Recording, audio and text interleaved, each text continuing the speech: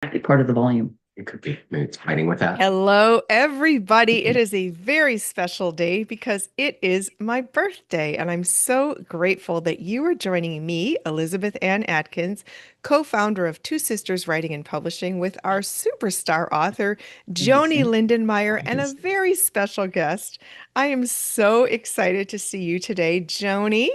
And Daniel Perry Walkup, which we're going to share a story. And the reason Joanie is a best-selling author is because Daniel is in her life and made a magical connection. So welcome. Thank you. Thank you. And first off, we have to start with the happy birthday treats. So I know we've already sang to you, but we're going to blow and toot our horns for you. So Okay.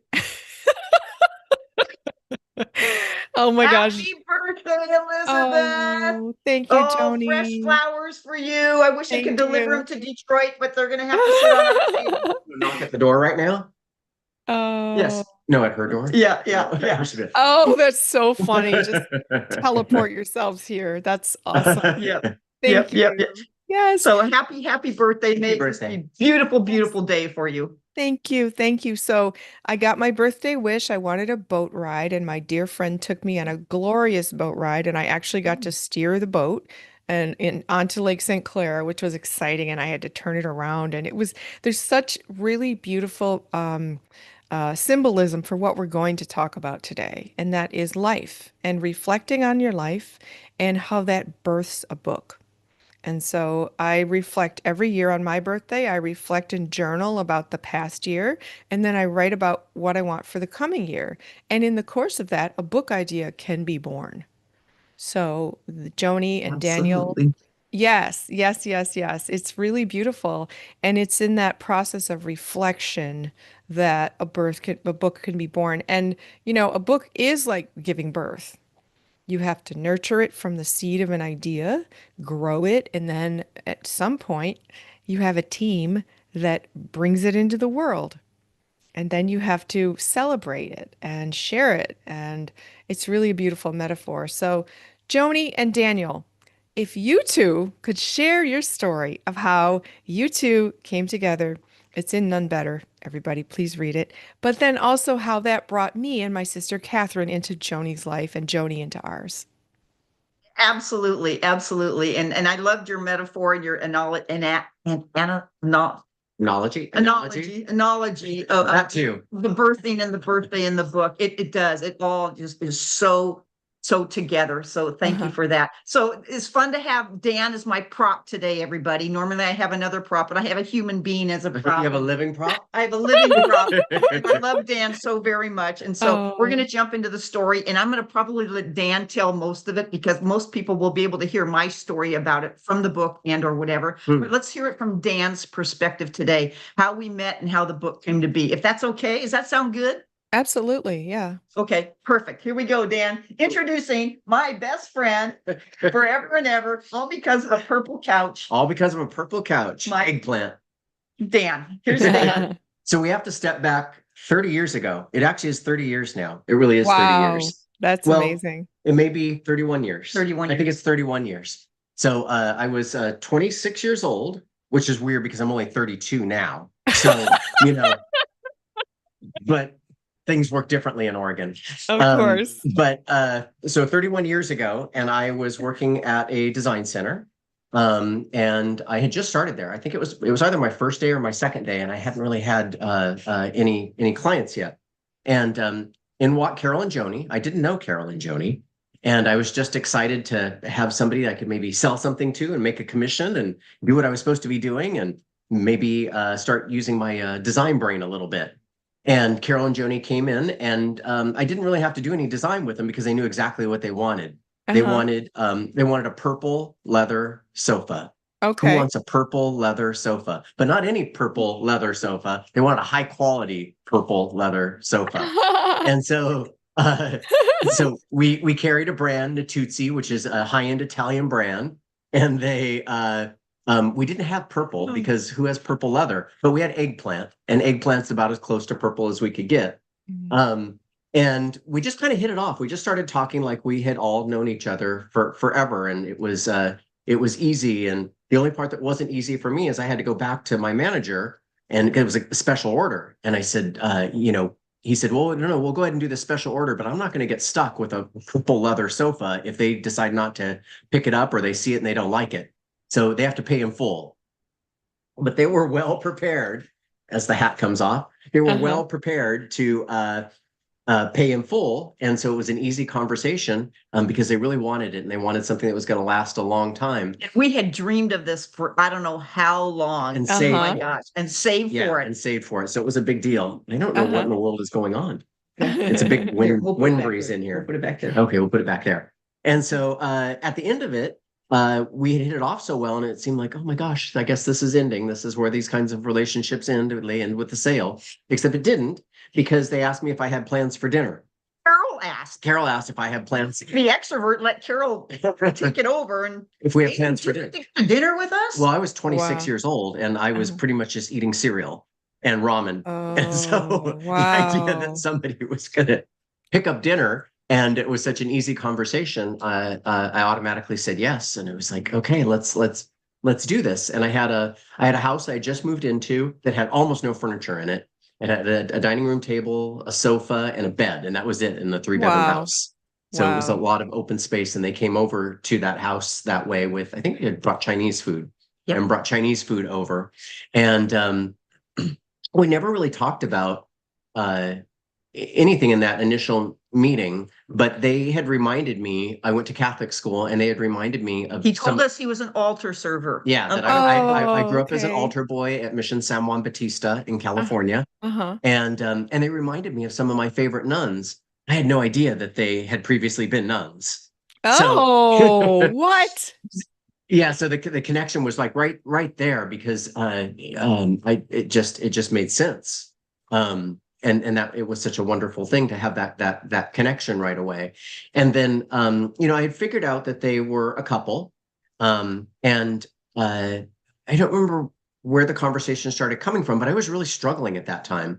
I was 26. I had just moved to Oregon after college. I hadn't come out, and I didn't know how, because every time I tried, friends would always tell me, you have to make a choice. You either can be gay or you can have your spiritual or religious background, but you can't have both. It's one or the other. And I didn't know how to make that work, because I grew up, my grandparents' names are Mary and Joseph. I grew up in a really Catholic family, and my name is Daniel Joseph John. But I had a great experience. I loved what I grew up in. I loved the priests at our mission, and I loved the nuns I grew up with. And it's a big Spanish and Portuguese family, and they're crazy and they're passionate, and I couldn't see how I could leave all that behind to say, oh, I'm gay, and this is the only thing I can have in my world now, is that I'm gay, but I lose all this other stuff. And Carol, in her wonderful way of always being kind but direct, and I've described her like that my entire life, kind but direct, didn't understand why I couldn't have both, and told me, why can't you have both? Why can't you have your spirituality and then continue on your journey? Why do you have to tie it to the religion portion of it? Why can't it be your spirituality? Why can't that be within you? And then why can't you live the life you're supposed to have and go forward? And literally, I always talk about click moments in life. It was this click. It was this loud, audible click that made sense. Yes. And I knew I could, right at that moment, I knew I could move forward. And this is our first dinner together that we ever had 31 years ago. And I knew I could move forward. And it was, and from my angle, I could see, like, all of a sudden this guy is like peaceful. He's relaxed. He has found himself, and I'm just going, this is fabulous. Oh my gosh. And you think it's something that you could do yourself, because it doesn't sound difficult, but it wasn't that. I probably couldn't have thought through that, but I needed somebody who knew better than I did to tell me that. I needed somebody that I knew that I instantly had trust in, and that I valued, to say that to me. And so when that came from them, I was like, oh, these are nuns, well, now ex-nuns, telling me this. And I that's what I grew up with. And so I'm like, no, these are the right people to tell me this, so that it must be okay because I believe them. Wow, wow, wow, Yeah. Yeah. wow. What So a that's how great, it all began. So then let's yes, fast forward it. Let's fast yes, Sure. forward it yeah, to the book part. So right. Dan has been a part of our life forever and ever. And we've been Hmm. to his, well, Everywhere I've lived, they followed. So Yeah. I moved from Oregon to California. They followed and visited. I moved from California to Florida. They followed and they visited. They've never not been part of my life. Hmm. right, Hmm. right. So then let's move on to Sure. the Carol is very sick and ill. Dan comes over and Andrew comes over and we have our last saying, oh boy, saying goodbyes to her in the hospital bed in the bedroom. And Which really such a wonderful thing. beautiful. How lucky or blessed could any of us be in our lives to have the mental fortitude and faith and emotional Yes. strength to be able to say goodbye to everybody in your life, Oh, and wow. for them to to me to say all the things that you need to say, because we don't all get that chance. Hmm. Hmm. Life ends in so many different ways, and so Hmm. for it to end in such a gradual way, where she was able to talk about things and gift things and remind you of the things that you need to focus on in your life and keep important to you, was an incredible thing. And I think that's when we started talking about was it your outline that you had? Well, Carol and I had started a book, started a page in a journal of what we wanted to go into a book. And it was about 3 or 4 months after, I don't know when it was, after Carol had died. Mhm. And Dan calls me up and says, Joanie, I want you to come and talk to my business people that he runs about being joyful. And I said, Dan, I'm in the middle of grief and I can't talk about joy. He goes, you can do it. You can do it. And you need to come over because I want to introduce you to somebody named Catherine Greenspan. Huh, who could that Okay, be? you take it over. Um, Yes. so she did a great job with my team, and I think it was maybe a little bit of an opening of a door for her to realize, hey, I have some things to give back, and I have a lot in me to give back. And Hmm. I had felt for a while, who has Joni's life? Who has this wonderful life of growing up with the family that she did, and then having her relationship with the church that she did, and this uh, nearly unbelievable life with Carol for almost 40 years, and even to the point where we're sitting today in the home that they've had for 34 years. And who has that? It's a book. I mean, it is a book. Yes. When she Yes. tells her story, it is a book, and Yes. it needed to be it needed to be penned and papered and get out there so that other people could read it, because I've told her story so many times from my side of it, but it really needed to come from her with all those other parts and pieces. Hmm. And of course, your sister, and your publishing company, had the ability to be able to do that. And Yes. I had also, I had just read your mom's book. And Oh, so it hit me. So I told Joanie, it's been years since this has ever happened. I couldn't stop reading her book when I read it. I read it all through the night. I started wow. reading it in an afternoon, like 4 o'clock in the afternoon, and I read it till 6 o'clock the next morning. Oh So my I gosh. couldn't not read it. And I was like, no, these are the right people. This is the right family to hold Joanie and take Oh, her to this, so that she can be able to do this. wow, And Daniel. Wait, let me just stop. You're talking about my mother's book. Me and my sister Catherine, our mother, Judge Marilyn Atkins, wrote The Triumph of Rosemary, a Mhm. memoir about her life of marrying a former Catholic priest in the 60s. It was interracial, 25 years age difference, and scandalous, but they were in love. And much like being a same-sex couple, interracial couples, it was illegal in 16 states. So they were going against the conventions of the day, in a dangerous time, just like Joanie and Carol. So you were reading and seeing, wow, there's parallels here. That is Was. amazing. I have chills, Dan. I did not know this. This is Yeah. incredible.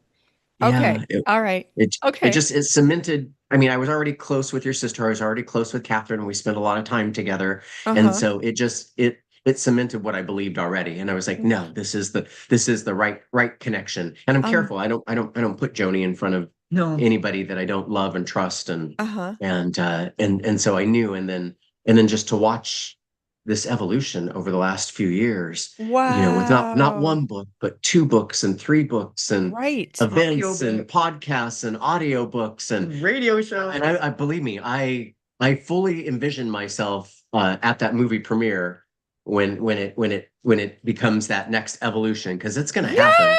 I know it's Yes, going to yes, happen. yes, yes. I Our do mo- too. I do too. Yes, for sure. Our mother's book was made into a screenplay that will soon be shopped to Hollywood for a feature film. So That's phenomenal. thank you. It has all the elements similar to Joanie's, like a love Yeah. story and going against conventions of the day when it was dangerous. And yeah, so beautiful. So then what happened?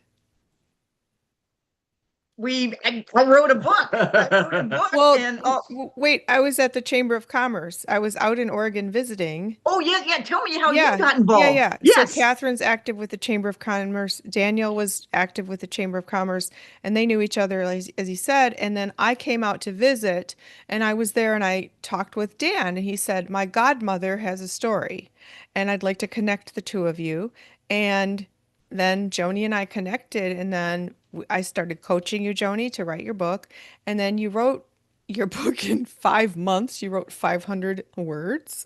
No, 500 pages. 500 pages, a giant book, and we had to then cut it down to 300, but it became None Better, became a bestseller. So the message to all of you writers out there is that when you reflect on your life, and Daniel was like, "Oh my gosh, they have a book."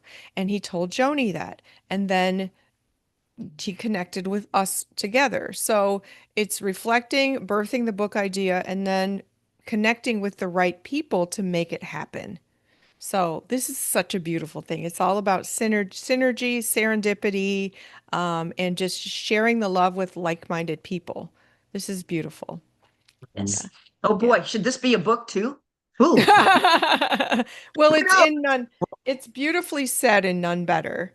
It's beautifully described how you met Daniel. The purple couch story is in there. Then the evolution of when Daniel got married, you and Carol gave him away. That was, or walked him down the aisle, and it was Hmm. beautiful. And then just, the love that you all have shared for decades is such a celebration. Yeah. So, Well, and for me too, I'm used to seeing Joanie in a joyful place. I've always described as, people describe themselves as glass half empty or glass half full. She's glass overflowing all the time. love it. Love But that. there was a period of time, as she should have been, where glass wasn't overflowing. And so the other thing I thought about her writing this book, in this first book, is how cathartic it would be, and how it would allow her to move, even if I knew something would happen with the book, but even if nothing did happen with the book, Yeah. it was a way of moving through her life and her life with Carol and their Uh-huh. experiences, and to get to slowly kind of move through that, even though it wasn't slow because you did it in 5 months. But it allowed you to move through that process, where I think people hold on to things for years or their whole life, and they never get it out. They don't get it out to somebody else. They don't write it down. They don't do anything with it. It just swirls Mm-hmm. around inside. And Mm-hmm. so to watch her just process all that and move it out, because by the time she was done with it and it came out, Joanie was Joanie again. Joanie was Joanie again. I love it. Found life again when I I didn't have. love it. Yeah. That's Yeah, Thank beautiful. you. that care, that the caretaking and the amount of work that goes into that, for anybody who has to be in that role. Easy is not a word that's ever tied to that. It's about the most difficult thing you can ever do. Yeah. So we go through that now with my mother, and so I've watched Joanie go through that with Carol, and it's a lesson to us all. Even that part of it is such a lesson to us all, because at one point or another, many of us are going to be in that position in our life. Yes, yes, yes. So, can you two talk to all the aspiring writers out there about how your story serves as an example that when the idea comes, take action? That's more you, I think. Think the biggest thing is for all of you out there, and whether you're journaling or you're You don't think you want to write a book. You don't know where the book part is. Just express your emotions and your guts, your vulnerability. Express everything within you on paper. I think that's what I have learned. And in that process, it will take its course, and you will find a team or a coach, or the right people will come along at the right time. Yeah, all of you out there, just write. Just write. Writing does something that is profound. It's not like talking. It's not like doing an action, like an exercise. It's like Elizabeth said at the very beginning, it's reflecting. It's taking a look at something from your insides out, not from your outsides in. And when you do that and you put it in word, it will move you, and it will move other people.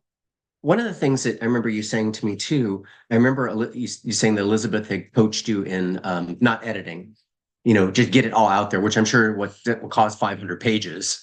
But don't try and edit your book before you've written your book. Right. Keep on writing. Yeah. Keep on writing. Keep on writing. Yeah. Yep. Yep. That's really and the way you helped me to look at pictures, Elizabeth, you said, you have so many stories, so many things. Pull out your pictures and think about, what are the stories that you most often tell people? Start with those. And that created the outline, which then created all the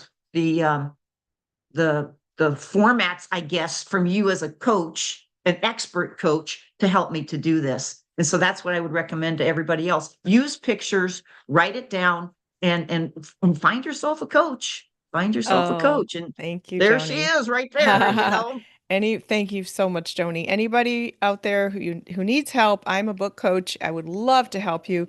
twosisterswriting.com is where you can learn more and connect with me. And I would be so thrilled to help you. Joanie, you and Daniel just said one of the most important things. When you find yourself telling those stories at dinner parties and things over and over and over throughout your life, like you've probably told the purple sofa story so many times. Am I right? Yes. So many times. Okay.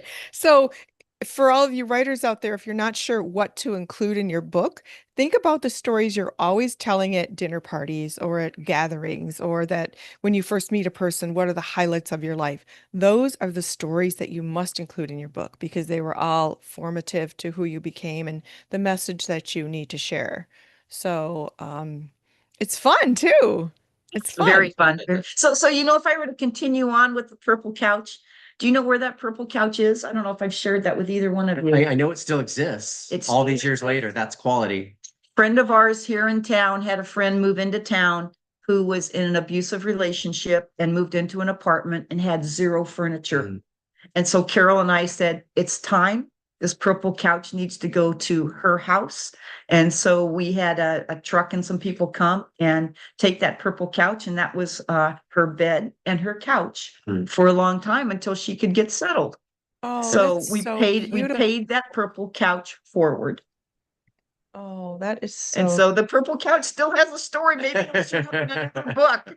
Wow. Maybe it'll show up in another book. And maybe, Dan, I think you have a book in you. There might be a book in there. We'll see. There is. Yes. If your parents are Mary and Joseph, I think there's a connection. We're going to go from Elizabeth's mom's book to Nun Better to your book. There you go. Well, you are a contributor. And God's answer is no. Yes. And Daniel, you're a contributor in Joyously Free. Yes. So thank you. Your story is amazing. And you talk about, your upbringing and coming out, and it's beautiful. So yeah. Like I said, not every story comes from a dark place. And I was lucky enough to have a story that didn't come from a dark place. And I know that's not everybody's story, but it was my story. And I wanted to make sure that has its own chance to get out there. Beautiful. I love that so much. So do you two have any more words of encouragement for how to birth a book idea and, inspire people who are watching or listening right now to actually get it done? I have one comment. And it goes back to what you said at the very beginning, Elizabeth. Today is your birthday, and you're going to spend the day reflecting and writing. Yeah.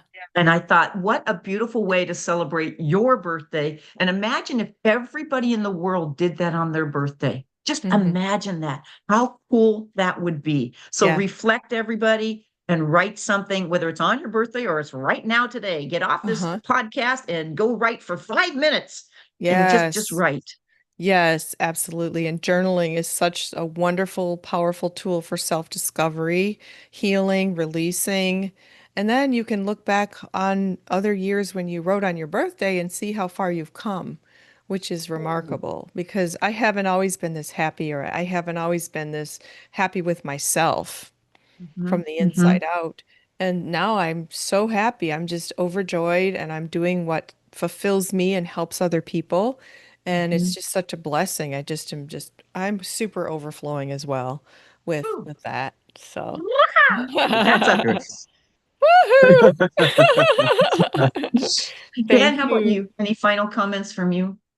No, one of my things I do, that things in the world can be kind of overwhelming today, and I limit my exposure to certain things because I only leave so much space inside of myself to handle what I want to see that might be negative in the world. So one of the things I do, because I'm only a positive poster when it comes to social media and Facebook and things like that. And now that my Facebook goes back 16 years, the very first thing I do is I click on memories. And I like to see those Oh, memories of positive things that I posted, even if they're, family members or friends that are gone or relationships that have ended, or, it's such a great little reminder every day of all the positive things in life because I only have ever posted positive things. So those wow. memories are always positive. And so some days there's just one in there, and other days there's something for every single day of that year, 16 years back. And Wow. it's a good little reset in the morning with a cup of coffee to be like, okay, I'm ready to go on my day, or share that with somebody and see that picture of, my godson when he was a baby and he just turned 16, Mhm. and send that to his mom and be like, oh my God, look at this little kid and what he's become. So Wow. yeah, so that's my little thing. But I think when it comes to eventually, doing a book or something like that, it's a great way of having that documented where I can reflect back on that and have it inspire some stories. Oh, that's Nice, nice, beautiful. I love nice, it. Thank you for nice. sharing that, Dan. Wow. Well, Dan and Joni, this has been an extra special treat to have you both together on my birthday to share all of Woo! our wisdom and experience with all the writers out there. So thank you. Thank you. Thank You you. betcha. You You're betcha. Shall we sing? welcome. We can do it. Okay, here we go. One, Okay. two, three, hit it. Happy Happy birthday birthday to to you. Happy birthday to you. Happy birthday, dear Elizabeth. Happy birthday to Oh my goodness. you. Thank And you. many, many more. Thank you so much. Oh my gosh, I can't, my face is aching from smiling so big. Smiles all day and all year for you. Yeah. Yeah, thank Have an you. Thank amazing day. you. Thank Yeah. you. It is. And you all are part of it. I appreciate that. And to all you writers out there, please go to twosisterswriting.com. You can order Nun Better, Joyously Free, and Healing Religious Hurts. You can also get help from me as your book coach to help you write, publish, and promote a best-selling book. I'm Do it. Elizabeth Ann Atkins, co-founder of Two Sisters Writing and Publishing. We go live every Friday with Joanie Lindenmeyer, our superstar best-selling author, and today, Daniel Perry Walkup, who is the reason that Joni and I met and that she embarked on this amazing journey that now she's a radio host. So, and a speaker, and she's doing all these amazing things. So that can be you, everybody, but you have to get the book done and we can help. Yep. So we wish you happy reading and happy writing. We'll see you next week.